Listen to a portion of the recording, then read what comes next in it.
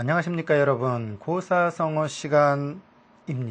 어느새요 48번째입니다. 48번째쯤 되니까 저도 이런 고사성어 하나 생각나네요. 교학상장이라. 이 뜻이 무슨 얘기죠? 가르치고 배우면서 서로 성장한다는 얘기죠. 근데 이 이야기가 나온 얘기라는 책을 보면요, 너무나도 훌륭하게 이 교학상장을 정의하고 있습니다. 우리가 누군가를 가르치기 위해선 먼저 내가 알아야 가르치겠죠? 그리고 아는 것도 가르치려고 하다 보면 그 안다고 했던 것 중에 부족한 부분이 나옵니다. 이 부분을 공부하면서 나도 성장하고 배우는 제자들도 성장하고, 이것을 우리는 교학상장이라고 하죠.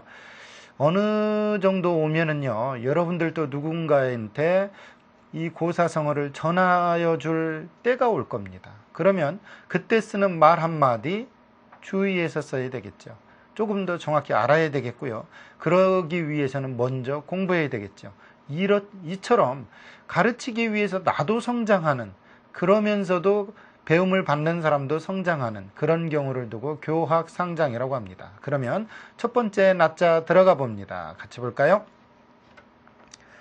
가르칠 교라는 글자는요, 이것이 효도효라고도 하고, 또 이 위에 이렇게 사선으로 됐다고 그래서 인도할 교라고도 합니다. 즉, 인도하여 가르쳐 배우게 하기 위해서 두들긴다, 친다는 얘기죠. 그럼 한마디로 쳐서 가르친다는 얘기예요. 쳐서 인도해 준다는 거죠. 여기 친다는 것은 매를 든다일 수도 있고, 또 하나, 그 사람이 잘 가도록 도닥거려 준다일 수도 있어요. 그러기 위해서는 가르쳐줘야 되겠죠. 그래서 이것을 가르치다라는 뜻으로 쓰이고요.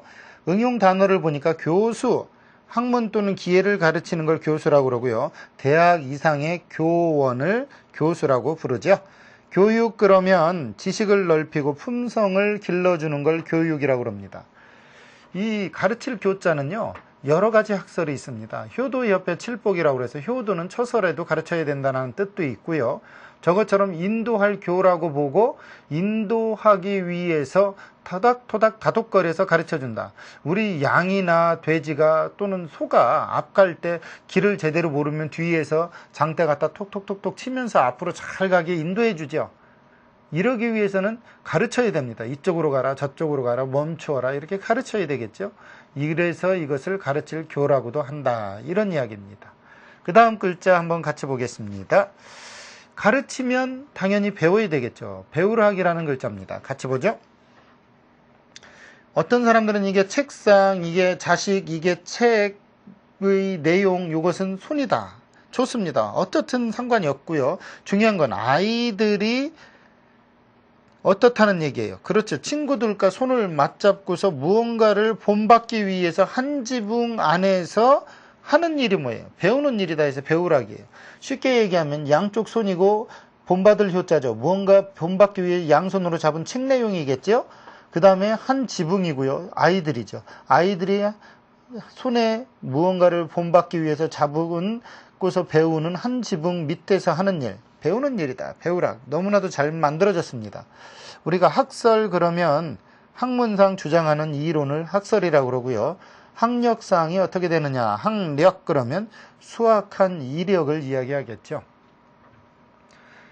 공자의 평생 모토가 배움이랍니다. 공자는 공자천주에서도 배우셨다시피 귀한 구슬을 얻어서 꿰는 방법을 모르니까 지나가다가 뽕 따고 있는 안학내한테도 물어봅니다. 자기 제자 몇 명이나 명재상들이에요. 그렇죠? 자공, 자하, 자로 전부 재상이 됐어요. 그런데도 불구하고 그 명색이 국무총리를 배출한 이 학자가 지나가다가 모르는 게 있다고 뽕립 따는 아줌마한테 물어봅니다. 여러분, 공자의 평생 모토는 배움이라고 그랬죠. 이 세상은 나면서 죽을 때까지 배우면서 인생 역정을 살아갈 수밖에 없습니다. 모르는 건 배워야죠. 배우는 건 결코 부끄러운 일이 아닙니다. 이래서 모르는 건 무조건 물어보십시오. 저도 모르는 건 무조건 물어봅니다. 모르면 모른다고 하십시오. 차라리 그게 아는데 빠른 지름길입니다. 아는 척하는 것이 가장 모르는 지름길이 되겠죠. 이 공자 평생의 모토 배울학 여러분도 배우십시오. 그래서 우리는 학문이라고 그러죠. 이때 문은 무슨 문자죠? 그렇죠. 물을 문자입니다. 학문. 배우기 위해서 물어보는 것이 학문입니다. 글어를 배우는 게 학문이 아닙니다. 아셨죠? 그 다음 글자 같이 보겠습니다. 어떤 자가 나올까요? 서로상이라는 글자입니다. 같이 볼까요? 서로상의 글자는 원래는 이렇게 만들어졌습니다. 즉 나무 지팡이를 잡은 소경, 이게 눈이에요. 눈이 안 좋은 사람이죠. 눈이 안 좋은 사람이 나무 지팡이를 잡은 그 모양에서 나무 지팡이는 이 소경을 도와준다. 그런 뜻이고, 또 둘의 관계는 상호적이고, 그래서 서로라는 뜻이 생겼고, 나무가 자라는 것을 눈으로 보는 것처럼 잘 인도해주는 사람은 정승이 되어야 되는 데서 정승상, 즉 재상상, 볼상, 서로상이란 뜻이 같이 한꺼번에 있습니다. 우리가 상봉 그러면 서로 만나는 것이고, 상조 그러면 서로 도우는 거죠. 상조. 우리 그래서 상조회 많잖아요. 서로 도와주는 모임. 우리 애경사 때 서로 다 도와주는 걸 상조회라고 그러잖아요. 그렇죠? 우리 민족의 특징 중에 하나는 서로가 서로를 잘 보듬어 줍니다. 그래서 대가족 제도였고요. 서로가 서로를 잘 보듬어 주기 때문에 우리 민족이 정이 참 많은 민족이에요. 그래서 실리적이기보단 정의에 앞서는 그런 민족이죠. 그렇기 때문에 공산주의가 유일하게 남아있는 나라가 동양입니다. 서양 사람들은 실리적이기 때문에 별로 좋은 사상이 아니면 바로 뒤집어 버립니다. 그런데 이 동양 사람들은 정리적이기 때문에 안 좋아도 좀 인내하는 것이 아주 천성이죠. 그러다 보니까 좀 오래가는 그런 경향이 있습니다. 여러분, 아직은 그래도요, 서양보단 동양 사람들이 이혼율이 적습니다. 인내하고 참는 것이 덕목이죠. 아직은. 여러분, 그보다 더 좋은 것, 나보다 또 다른 나를 배려한다는 것, 참 좋은 일입니다. 그 다음 글자 같이 보도록 하죠. 긴장이라는 글자인데, 옛날에는 머리카락을 깎지 않았기 때문에 머리카락이 길면 그 사람이 어른입니다. 그래서 이것을 어른장이라고도 하죠. 같이 볼까요?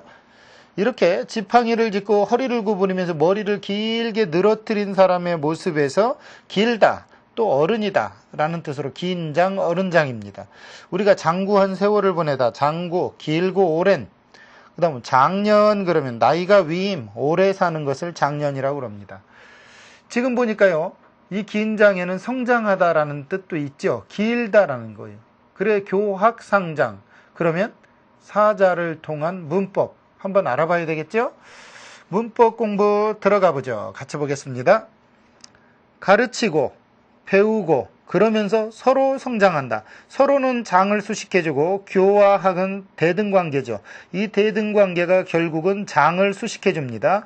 가르치고 배우면서 서로 성장한다 라는 뜻의 교학상장. 이 글은요, 예기 학기편에 실려 있습니다. 그럼 예기라는 책에 대해서 한번 알아봐야 되겠죠? 중국에서 예의 본질과 그 의미에 대해서 상세히 기록한 책이 예기라는 책입니다. 그 예기라는 책 중에 학기편을 보면 이런 구절이 나옵니다. 진짜 멋진 구절이거든요. 한번 잘 들어보십시오. 좋은 안주가 있더라도 먹어보아야만 그 맛을 알 수 있다. 또한 지극한 진리가 있다 하더라도 배우지 않으면 그것이 왜 좋은지 알지 못한다. 따라서 배워본 이후에 자기의 부족함을 알 수 있으며 가르친 이후에야 비로소 어려움을 알게 된다. 그러기에 가르치고 배우면서 성장한다고 하는 것이다. 이것이 예기 학기편의 이야기입니다. 너무나도 중요한 말은 배워본 이후에야 부족함을 알죠. 그런데 더 멋진 말은 가르친 이후에야 비로소 어려움을 안다는 겁니다. 여러분, 배우면서 부족한다는 걸 아는 것은 그 사람의 덕목이지만 가르치면서 어려움을 느낀다는 것은요, 그 사람의 학문의 폭이 점점 넓어지려고 하는 자기 연찬의 길입니다. 누군가가 누군가를 가르친다는 건 자기 연찬이 선행되지 않으면 불가능한 겁니다. 여기에서 알 수 있는 것은 스승과 제자는 어느 한쪽이 일방적으로 가르치고 어느 한쪽은 일방적으로 받는다는 관계가 아닙니다. 서로 성장하고 서로 복도 놔준다는 거죠. 옛날 선생은요, 이랬습니다. 무조건 주도적으로 가르치는 입장이 아니라 가르치면서 도의에 근접하기 위해서 연찬하는 훌륭한 학자였습니다. 요즘은 선생은 많아도 스승이 적다고 그러지 않습니까? 요즘은요, 똑같은 말로 학생은 많아도 제자는 드뭅니다. 공자가 일찍이 한 말 중에 후생가외라는 말이 있습니다. 곧 나중에 태어난 사람들은 두려워할 만하다라는 뜻인데, 이 말의 본뜻은 그만큼 젊은 사람들의 가능성을 공자는 느낀 거고 그 부분이 두렵다고 한 겁니다. 물론 이것은 30살이나 밑에인 안회라고 하는 안자, 자기가 제일 아끼는 제자, 그러면서 자기보다 먼저 죽은 안자를 두고 한 이야기입니다. 얼마나 멋집니까, 여러분? 공자도 뒤에 자기보다 30살이나 밑에인 그 제자를 보고 후생가외라, 밑에 사람들 무서워할 만하구나, 제자를 통해서 배우는 겁니다. 오늘 여러분과 제가 나눈 중요한 말, 교학상장, 가르치고 배우면서 서로 성장한다라고 얘기할 때, 이럴 때 쓰는 말이죠. 여러분이 누군가를 가르칠 때 처음 이런 말을 하십시오. 우리 서로 교학상장하는 입장에서 서로 한번 노력해보자.